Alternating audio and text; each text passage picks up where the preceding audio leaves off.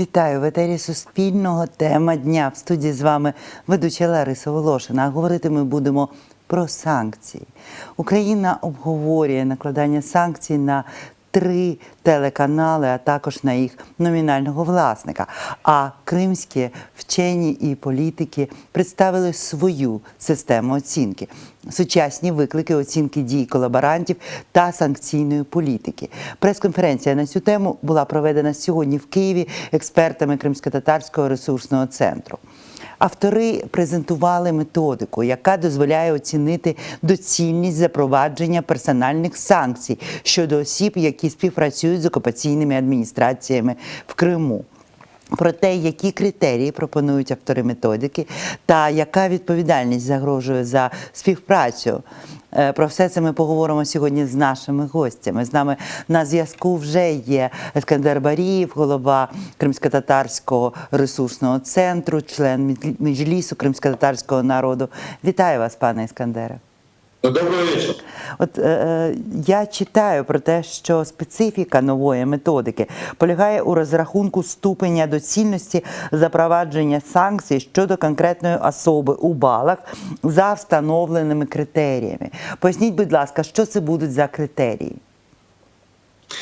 Дело в том, что на самом деле много на протяжении, вот уже 7-й год оккупации, и много говорят в средствах массовой информации, и представители различных правозащитных организаций, представители политики, представители государственных органов о том, что нам необходимо переходное правосудие и закон о переходном правосудии. Я знаю, что есть и законопроект, были разные законопроекты, в том числе есть и законопроект о так называемом опрощении. Но при всем том, кроме разговоров, оно как бы так не хочется. А как быть с нашими соотечественниками в Крыму?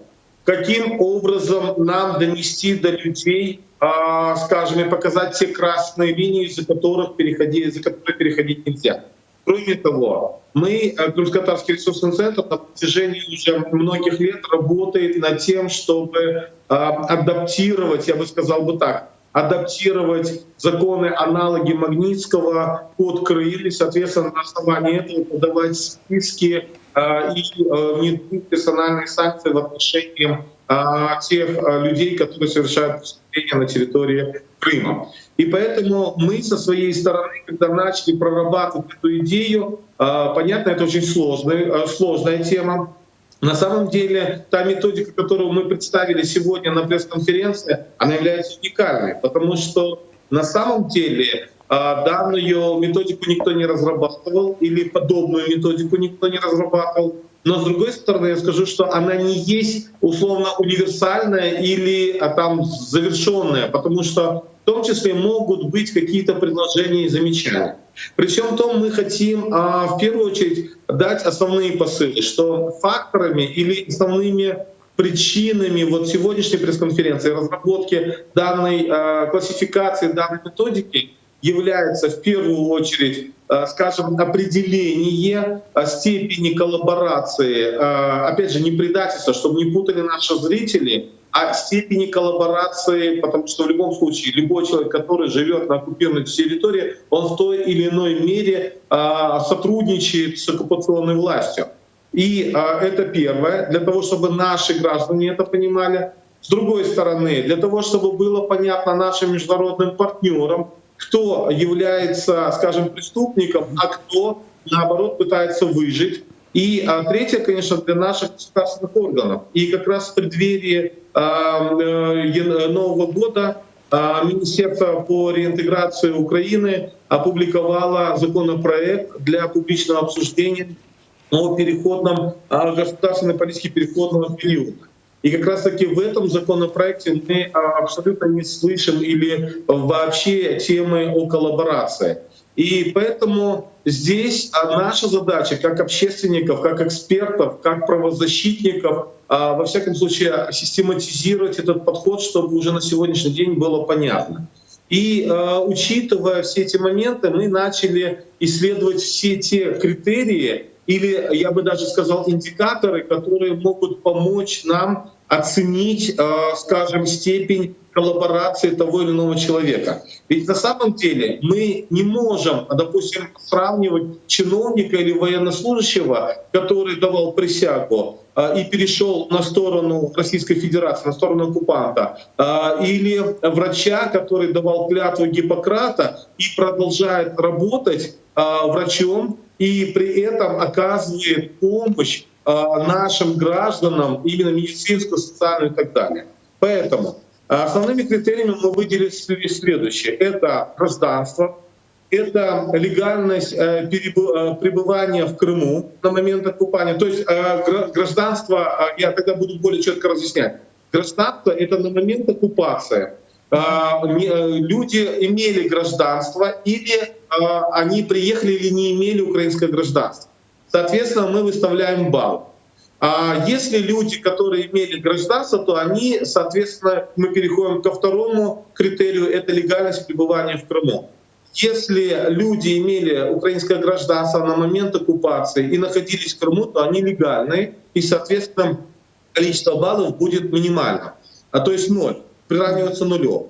Если они приехали, имея другое гражданство, условно, граждане Российской Федерации, то, соответственно, таким образом они целенаправленно приехали на оккупированную территорию, и их пребывание было нелегальным. То есть это уже нарушает права как законодательства Украины, так и международное право. Следующий критерий, причем каждый из этих критериев у нас еще более четко расписывается. А следующий критерий — это особливые зобов'язання перед Украиной. Это, кстати, очень такой важный критерий, потому что в этом случае мы сразу же определяем, давалась ли присяга военнослужащего, то есть здесь человек непосредственно или военнослужащий давал присягу о защите государства. И если он нарушил эту присягу, то это уже, по сути дела, это измена Родине. И, соответственно, этим должны заниматься компетентные органы Украины. С нашей же стороны мы даем определенный наивысший балл в этой категории, а для того, чтобы мы даем 10 баллов, для того, чтобы было понятно. Допустим, человек, который имел доступ к государственной тайне, мы дали несколько меньше баллов, но при всем том достаточно высокий балл — 6 баллов в этой категории. Или, например, когда человек, который не имел никаких-либо обязательств перед Украиной, только за исключением того, что он гражданин Украины, конечно же, он будет получать за это 0 баллов. То есть мы видим, когда есть должностные лица, которые несут ответственность и давали соответствующую присягу, есть люди, которые не давали присягу, соответственно, меньше требований должно быть в этом вопросе. Далее 4-я категория — это припинення зобов'язань перед Украиной. То есть когда на момент оккупации человек, если он остановил или приостановил свои, не приостановил, а остановил, перестал нести обязанность перед государством, потому что мы же когда говорим, это гражданство и паспорт — это не только права, это обязанности. То, соответственно, мы сразу же ставим максимально, это 5 баллов. А человек, который, скажем, приостановил свои, скажем, обязательства в связи с пройденной процедурой увольнения со службы или с должности, тут, конечно, мы ставим 0 баллов.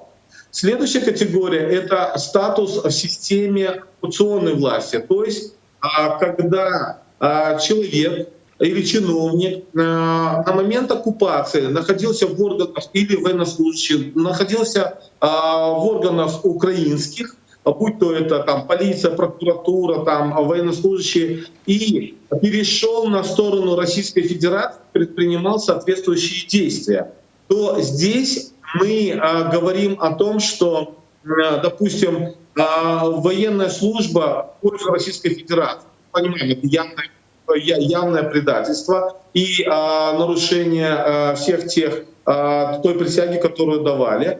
Или, к примеру, когда мы говорим о парамилитарной службе в пользу Российской Федерации, которая взаимодействует с населением, то тоже достаточно высокий балл — 18 баллов. Это вот, помните, когда в 2014 году активно создавались так называемые отряды самообороны. Они ведь способствовали этому процессу, они способствовали оккупации, и, соответственно, балл достаточно должен быть высоким. Ну, к примеру, если мы говорим, здесь у нас 12 подпунктов для того, чтобы мы тщательно могли шифровать или показать индикаторы данной категории. Ну, например, наименьший балл B6 дали руководителям и ответственным лицам, должностным лицам предприятий, там, скажем, организаций, общественных организаций, которые не находятся под контролем оккупантов, но при этом выполняют функции по обслуживанию и обеспечению деятельности органов оккупационной власти. Вот здесь мы ставим 6 баллов. То есть это если общественная организация, которая существовала, она перерегистрировалась по российскому законодательству, и не просто там экологическая организация, которая ведет мониторинг, а это та организация, которая практически ведет политику, содействует политике оккупантов. И, соответственно, поэтому мы здесь уже не можем поставить 0 баллов. Следующая категория из 12 категорий — это отношение к задачам оккупационной власти. Ну, к примеру, самый высокий балл — это инициативность в исполнении задач оккупационной власти в интересах оккупантов. То, соответственно, конечно же, когда мы видим реальную инициативность, вот, к примеру, мы сегодня на пресс-конференции специально стали по баллам, взяли условно, ну, во-первых, всем известную Наталью Поповскую, и по ней очень легко посчитать эти баллы. И условно взяли мы врача, главврача больницы и депутата городского совета. И, соответственно, мы подбирали. Вот здесь, когда мы говорим про инициативность, то здесь Поклонская, мы видели, насколько она активно проявляла свою инициативность, и, конечно же, она получит 10 баллов. Другой вопрос, когда, допустим, врач больницы, он просто исполнял свой долг, просто оказывал медицинскую помощь, соответственно, конечно же, мы ему поставим 0. Это не есть инициативность в политическом плане. А 7-я категория — это негативные последствия от сотрудничества с оккупантами. Вот здесь мы можем сразу же выделить несколько подкатегорий. У нас здесь получается 6 категорий. Но самая высокая, где мы ставим 30 баллов, это, скажем, международные преступления, содействие международным преступлениям или совершение, вот будет правильно, да, международных преступлений — это когда там частное имущество или призыв крымчан, депортация крымчан. Но здесь мы, когда снова возвращаемся к Поклонской, то мы все являемся свидетелями, когда она получила должность оккупационного прокурора, и, соответственно, она делала все, чтобы депортировать наших соотечественников. Она делала все, чтобы использовать российское законодательство, которое грубо нарушало права наших граждан. И, конечно же, мы здесь ставим 30 баллов. Но минимальные баллы, к примеру, в этой категории — это когда каких-либо последствий от сотрудничества с оккупантами не выявлено. Соответственно, мы ставим 0 баллов. Поэтому здесь опять же у нас здесь 30, 28, 24, 20 и 10 баллов. К баллам сейчас мы вернемся, потому что, я думаю, зрителю, когда наглядно не видно, оно не совсем все понятно. Но при всем том мы сделаем такую анкету электронную, мы сейчас уже она в работе находится, мы опубликуем, и каждый сможет использовать эту анкету. Мы вернемся к этой анкете дальше. 8-я категория — это длительность сотрудничества с оккупантами. Мы здесь разделили несколько подкатегорий. Это более 5 лет, это до 5 лет, это до 1 года и до 3 месяцев. Конечно же, здесь у нас в экспертной нашей среде были споры, потому что мы понимаем, что на первом этапе, с одной стороны, оккупации, наши чиновники, с одной стороны, да, не знали, как быть, что предпринимать. С другой стороны, когда чиновники своими действиями содействовали процессу оккупации. И когда чиновники, может быть, на определенный период просто не понимали, что происходит, и уже поняв, что ситуация заходит далеко, стали увольняться и уходить для того, чтобы не быть дальше соучастниками этого процесса. А с другой стороны, мы видим некоторых чиновников, которые работали в украинской власти и продолжают на сегодняшний день, уже 7 лет оккупации, работать непосредственно уже в оккупационной власти. Тут, конечно же, баллы наибольшие. Девятое — это оценка деятельности лица с оккупантами. Это получение государственных, оценка деятельности, да, вот оккупанты. То есть это получение каких-то наград, это получение каких-то, ну, скажем, отметок, там, каких-то поощрений. Это все, конечно, должно тоже учитываться, потому что когда человек работает и за его деятельность оккупанты награждают, то понятно, что это в том числе инициативная деятельность. И здесь мы, конечно же, кстати, мы опять же количество баллов мы оцениваем, когда, ну, скажем, есть более весомые категории, как я уже говорил, это нарушение присяги и так далее. И когда есть менее весомые, такие как, к примеру, оценка деятельности оккупанта. А далее категории — это позитивные потребности сотрудничества с оккупантами. Здесь речь идет о том, что когда обеспечиваются критические потребности жизнедеятельности населения, это медицина, это ветеринария, это пожарники, это морской или горноспасательные службы.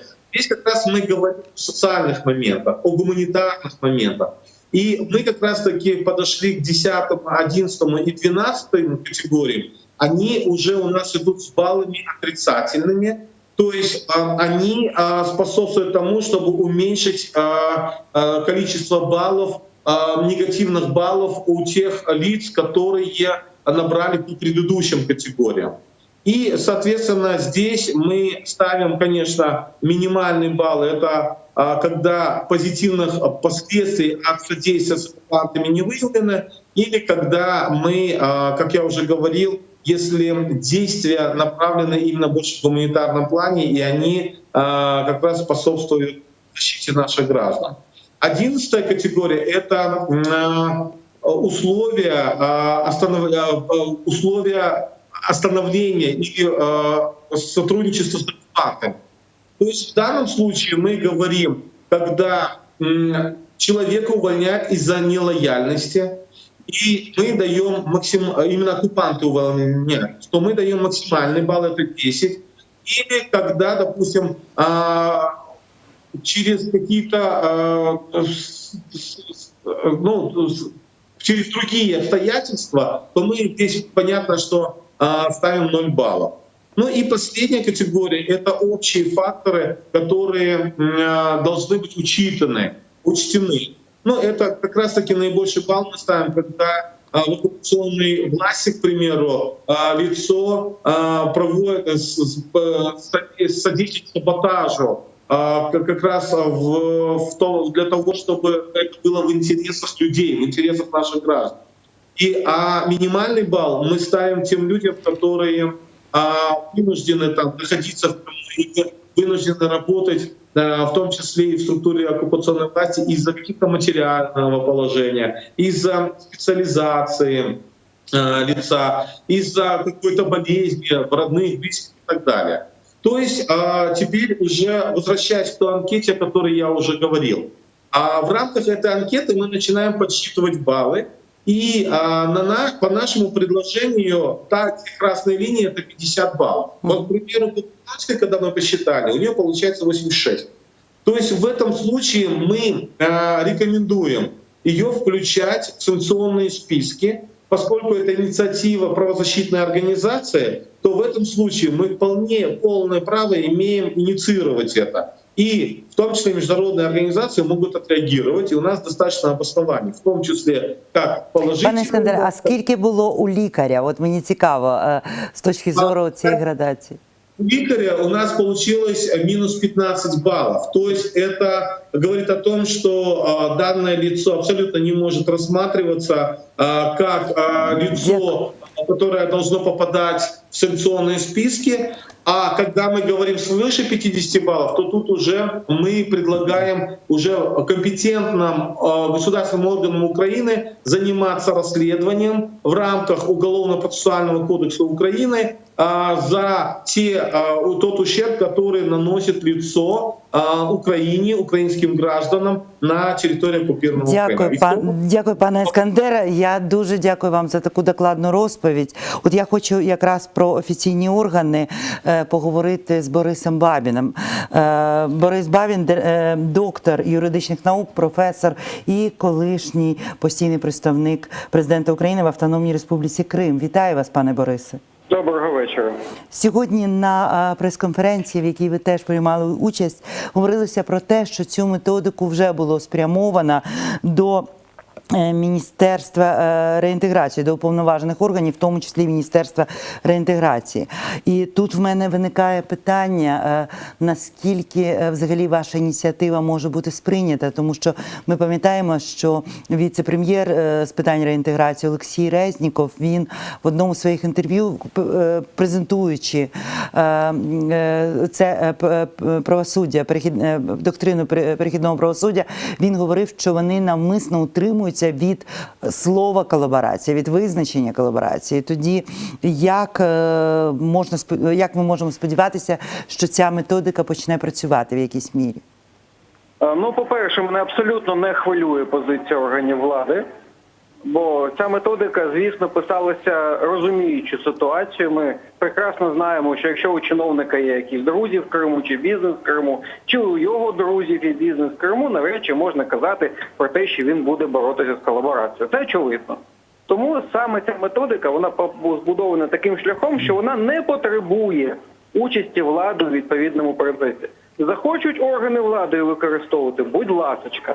Захочуть органи влади її трансформувати, змінити, ну я не знаю, там змінити кількість балів, порядок їх методики розрахунку, будь ласочка.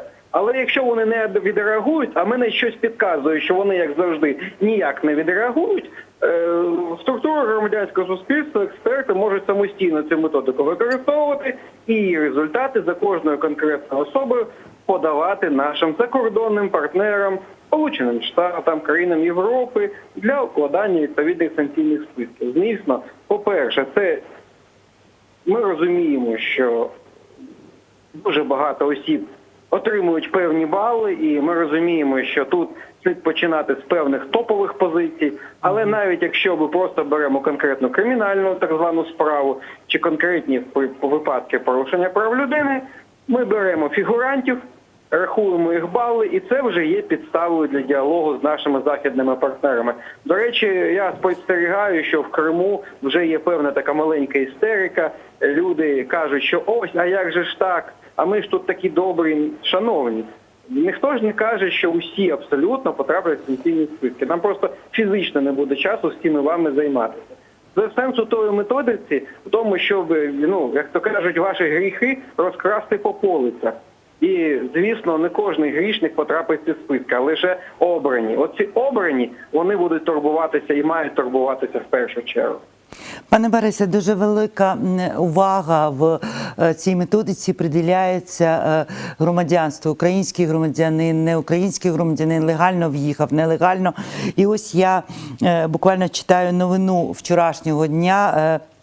3 депутати з фракції «Слуга народу» Олег Дунда, Олександр Алексійчук та Дмитро Мікіша презентували 3 законопроекти, які фактично легалізують подвійне громадянство.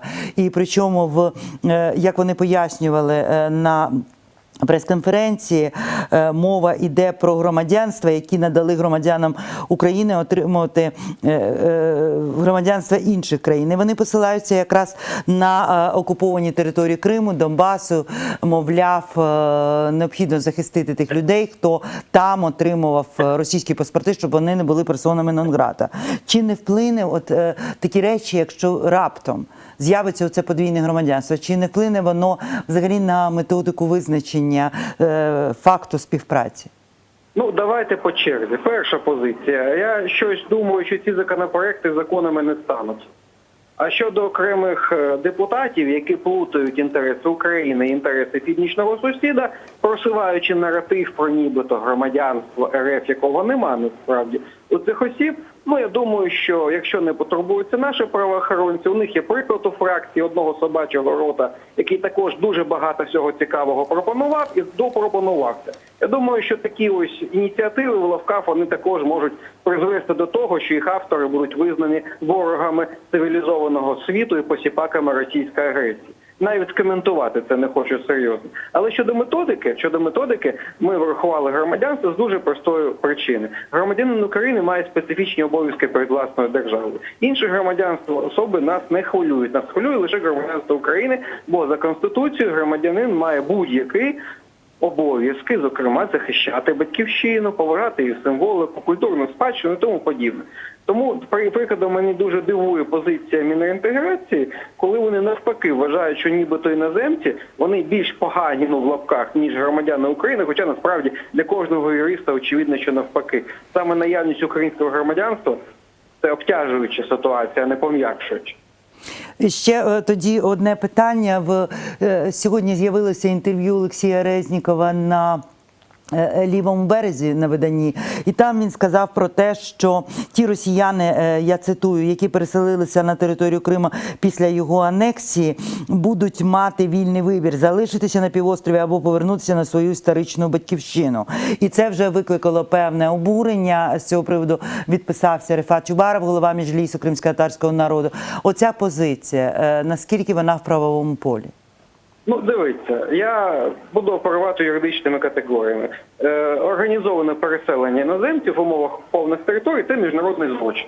Якщо хтось пропонує співучасникам міжнародного злочину після окупації Криму залишитись в Криму, ну він також стає співучасником цього міжнародного злочину.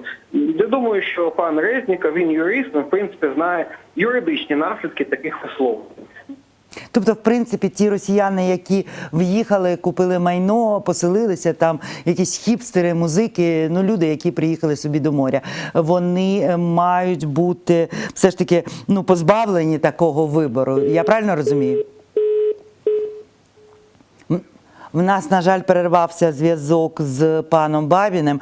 Я дякую, друзі, вам за те, що ви були з нами в ефірі. Ми будемо розглядати це питання, тому що, як ми бачимо, і питання санкцій, і питання колаборації, і питання, тим більше, громадянства, яке надавала Російська Федерація мешканцям окупованого півострову, все це зараз раптом починає з'являтися в інформаційному полі. Причому в якійсь новій для всіх нас інтерпретації. Тож ми будемо уважно слідкувати за цією темою. Я сподіваюся, що ми побачимо в своїй студії авторів цього законопроекту, тому що щодо громадянства, тому що хотілося б розуміти детально їх позицію.